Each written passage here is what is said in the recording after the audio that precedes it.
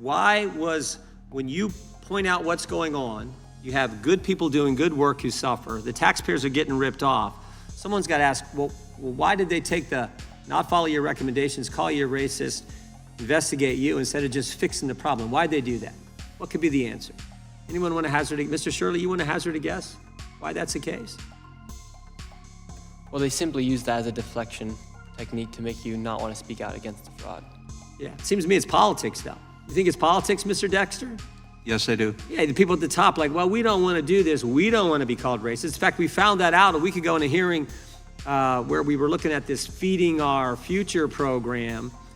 We found out they actually shut that program off for a while. They said, time out, something's not right here. They found the same kind of things you found, Mr. Dexter. And they said, we're going to stop payment. And then it restarted. And the reason it restarted is because they threatened a racial discrimination lawsuit against the authorities there in Minnesota. Interestingly enough, the Attorney General in Minnesota had a meeting with the key folks in this particular program, and then they find out a couple weeks later they start sending him campaign contributions. I think it's politics. I think it's politics driving it all. And that's why it's appropriate we're investigating here at the congressional level. That's why it's appropriate the Department of Justice has put in place a specific individual to focus on this, not only in Minnesota, but around the country. I recognize the chairman of the full committee, Mr. Jordan. Thank you, Mr. Chairman. Mr. Dexter, let me make sure we got this right. You get tips and complaints, whistleblowers or others come to you and tell you something's not right at these child care centers in your state that are getting all kinds of taxpayer monies. Is that right? That's how it started? That's correct. Okay. And then you go and do your work. And you got 28 years experience investigating things, and specifically in the crime and financial fraud area. Is that right? That's correct. And you go out and find out at these child care centers, there aren't any kids. No kids are there. I mean, there's some, but there's like, you don't see the playground. You don't see any kids at a place where they're supposed to be helping children. And then you also find out most of them are run by Somali individuals. Is that accurate? That is correct. And then you make some recommendations. You said, here's what we should do. I think you put this on page 2 of your testimony. You said there's some basic things you should do. No, you said they didn't have biometric attendance system. They should do that. They should have electronic submission requirements. They need security cameras. You made some recommendations. Yes. And then what happened? Nothing. They ignored your recommendations, but it didn't stop there, did it? They ignored your recommendations. They called you a racist, right? Correct. Typical left. I always say the left will tell a lie. Big media will report it. You tell the truth, they call you a racist. Exactly what happened here. So they ignore your recommendations. They call you a racist, but it even got worse than that. If you can imagine. They started investigating you. Is that right? Yes, we were interviewed by an outside firm for a report given to the Office of Legislative Auditor. And what did that report look like? What did they say? They call you a racist? What did the report say? The report basically questioned our investigative tactics, looked at how our unit was managed. Even though you had 28 years experience in this particular area, tips and whistleblowers came to you, even though that was the whole catalyst for doing this. Correct. Yeah, okay. And the end result is what? The end result is Miss Larson, who's actually helping people, she Correct. suffers and the people she helps suffers. Is that right, Miss Larson? Not to mention the fact that taxpayers are getting ripped off, but the people who do good work, who actually help people, you suffered. The disabled are paying for the money stolen. Yeah. And why do you think all this is the case? So, I mean, all this brings me to seems to be a typical pattern. But in the end, you got to ask why. Why was, when you point out what's going on, you have good people doing good work who suffer, the taxpayers are getting ripped off, someone's got to ask, well, why did they take the not follow your recommendations, call you a racist, investigate you instead of just fixing the problem? Why'd they do that? What could be the answer? Anyone want to hazard a, Mr. Shirley, you want to hazard a guess why that's the case? Well, they simply use that as a deflection technique to make you not want to speak out against the fraud. Yeah, it seems to me it's politics, though. You think it's politics, Mr. Dexter?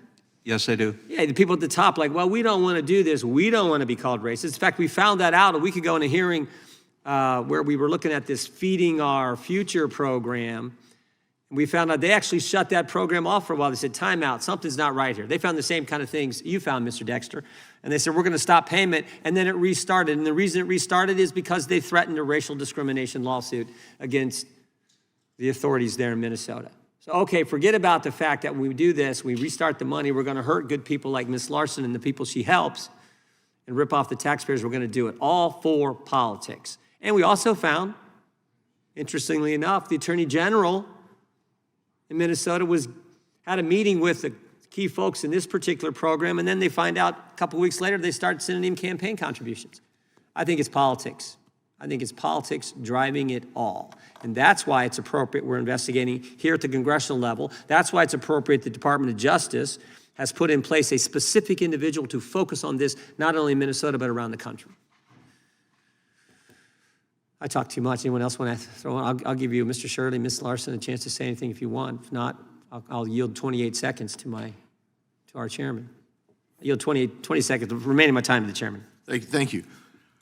So, Mr. Hedler-Godet, would it surprise you that Joe Biden issued pardons to someone named Crundell, who had the largest municipal fraud in the country's history, and had a restitution amount of $53.7 million that was never paid following the commutation? Would that surprise you, sir?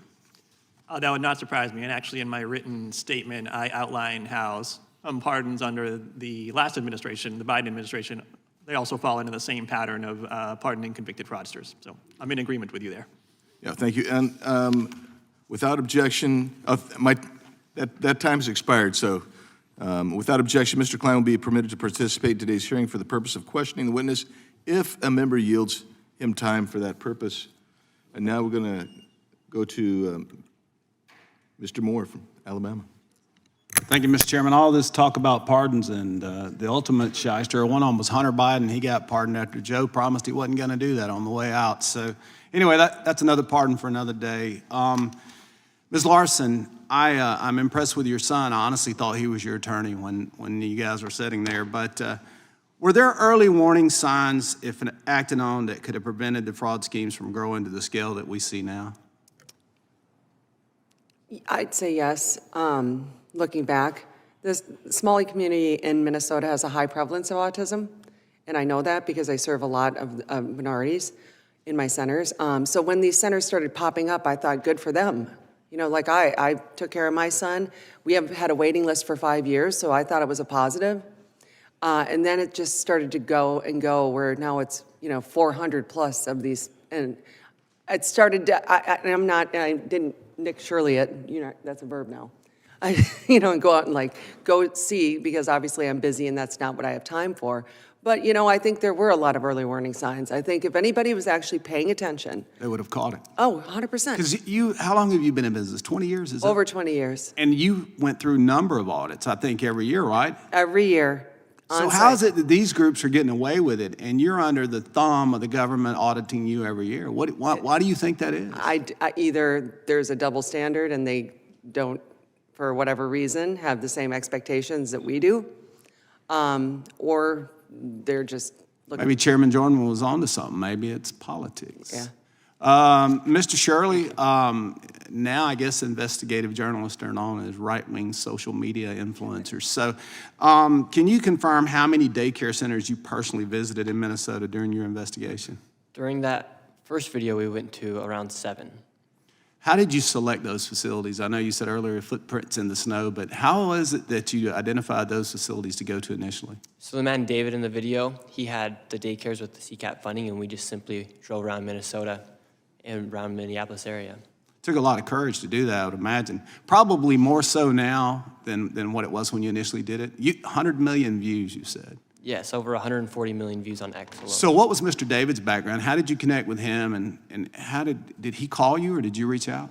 He simply is just a man in Minnesota who has a passion for his city, and he's been seeing fraud taking place for years. And out of all the thousands of messages I get on Instagram and other platforms, I just happened to read his, and he provided me the information, so I gave him a phone call. And then from there, just went to those different facilities. What was probably the most interesting thing as you were doing this? I think I saw the video. We watched it, and it looked like it was a number of facilities in the same building.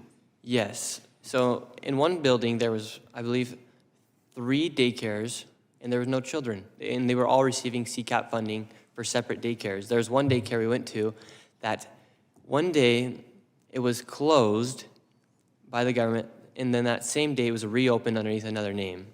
And they both received CCAP funding. I bet, Ms. Larson, they probably weren't getting audited nearly like you were. I would guess not. So how many daycares are there in Minneapolis we think are fraudulent right now? Ms. Shirley, any idea? Or the amount of money total? You got any idea on that? Well, they've frozen over $185 million, and not a single business has been able to prove that they're a legitimate business yet. It's $185 million for sure that we know. Mr. Dexter, I got a question for you. What common patterns or warning signs usually indicate that the provider or the program may be committing fraud? As you were doing your investigations and 28 years of experience, what are some of the indicators that you see that maybe that should be a telltale sign or a red flag that there's fraud there? Well, one of the immediate signs that we saw when we would go out to first look at the location is where that was located. A lot of times they were located in commercial areas, and I'm not talking like strip malls or anything like that. I'm talking about like industrial areas where you wouldn't typically find a child care center. We would notice that there was no play area, and if there was any play equipment, it was bare minimum. Now, there was an exception that if there was a playground area within a very short walking distance, that would count. But a lot of times we didn't see that. But the most glaring thing was that when we watched the centers, you know, we would sit and watch it for a couple of days before we even put up surveillance cameras. We would watch, and we would see little to no children present. If anything, there would be a few kids. As you begin to blow the whistle, the investigator became Gentleman's investigator. time has expired. I'll yield back, Mr. Chairman. Thank you.